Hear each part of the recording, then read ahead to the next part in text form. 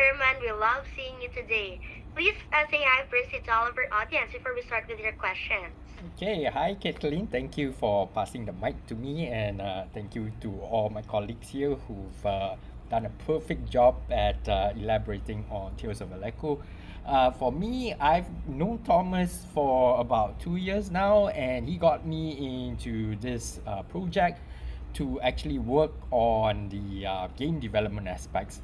And personally, I've worked on a lot of games before. I think 30 plus games. You can actually Google me.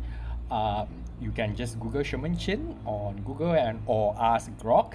I've worked on games like Scribblenauts for Warner Brothers.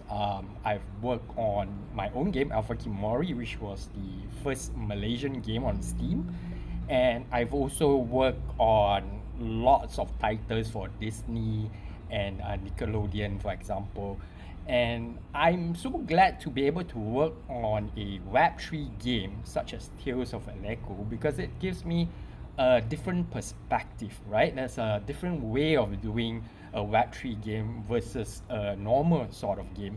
And when Thomas came in and told me about Charles and Jackie, and this combination of people makes this game very unique because it's not like a traditional Web 2 game. This Web 3 game mixes aspects from different like communities, right? There's the K-pop community, the fan community. We have actual singers from Korea. We have Charles there with his community in Korea. We have Jackie here with the experience in Web3 games. So for me, I'm like really happy and honored to be part of the team. I come in more as an advisor. So for me, I've developed the beta game that Thomas was just speaking about that you have seen and you can download on the website. And Thomas just asked you, Caitlyn, to download it. And I hope all our viewers here from Binance will be able to download the game as well to actually get a feel of what Tales of Aleko is about. Because here I am, I can speak about it, but you have to actually experience it to actually know what the game is about. Thank you so much, Sherman, for that lovely introduction. We're very great to know you. I actually Googled you, Sherman. Oh, So thank you. I saw your Alpha Kimori. Wow, that's impressive. So I might as well try your game out, Sherman. And anyways, I'll be downloading it. The ones that Mr. Thomas mentioned. I'll be going to the website and downloading it as well. So before we shoot the questions to Mr. Sherman, guys, to all of the viewers on Binance, please do so as well. I mean, after this AMA, maybe you can go over to the website, download the beta version, try it out for yourselves, guys. Record yourself doing it.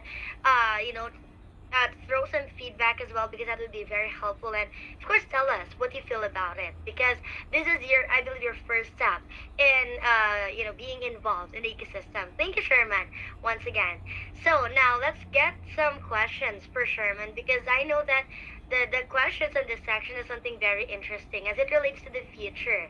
So, Sherman, talking about the very bright future of Tales of Aleko, can you enlighten the community what are the key phases of the roadmap of TOA? Yes, definitely, Caitlin. So the first step and the first phase for Tales of Aleko is, of course, the Telegram mini game launch, which we are all talking about right here, right? Of course, before that, we already had the beta up, which is the one that I helped to create. I'm not so involved in the mini game, but I think Charles and Jackie here have done a great job explaining what's about, the concept behind it. And I feel that in Web3, you have to build up the community first with, the phase one, which is the Telegram mini game, right? And then you get the community for Web3, right? And to me, that's kind of a new experience for me. But I feel that it's a necessary step before we head on to phase two, which is the main rhythm music game.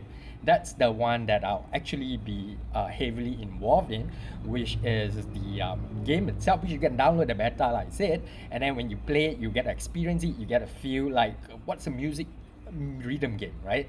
And what's so special about it is that it actually has music from K-pop, right? And you know, there are real K-pop singers, and you got to play it. And hopefully in the future we have more singers, we have more performers, and you know, it's a whole different experience. And that's what makes this music rhythm game so special. It has like Web3 involvement and as well as real world artist involvement.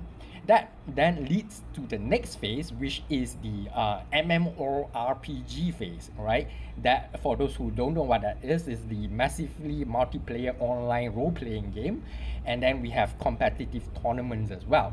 So those of you who have played MMORPGs, these are like, you know, like the popular games such as Dota. I think a lot of people play Dota, and I think that for me, this kind of more mainstream heavy sort of AAA games is something like I really like to get involved in, because personally I've worked on EVE Online.